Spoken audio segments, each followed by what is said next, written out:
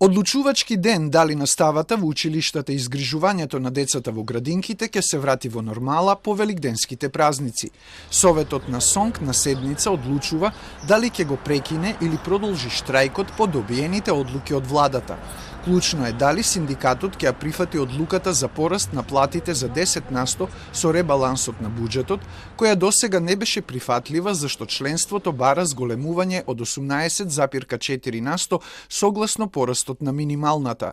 Министерот за образование очекува позитивен исход, СОНК да ја прифати понудата да го прекине штрајкот и да продолжат преговорите. Во спротивно ќе се превземат мерки за продолжување на наставата во основните и средните училишта од вторник, што е исто така една од одлуките на владата.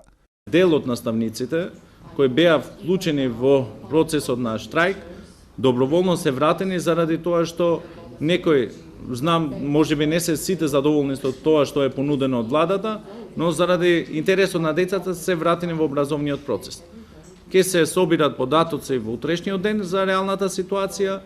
После вторник ќе видиме, иако пак кажувам дека се надевам дека ќе имаме позитивна одлука.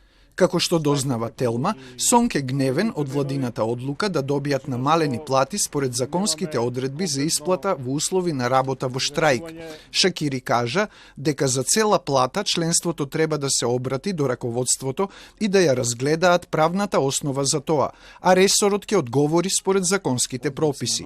Во врска со платите на штрајкувачите во 46 градинки низ Македонија, Министерката за труд и социјална политика кажа дека тие нема да ги кршат законот за работни односи и колективниот договор за детска заштита. Во услови на штрајк, работодавачот е должен да исплати придонеси на сите оние работници кои штрајкуваат на најниската основица за исплата на придонесите. Вториот став од следниот член 241 дава можност СОНК да обезбеди исплата на нето плата на сите оние работници кои што штрајкувале.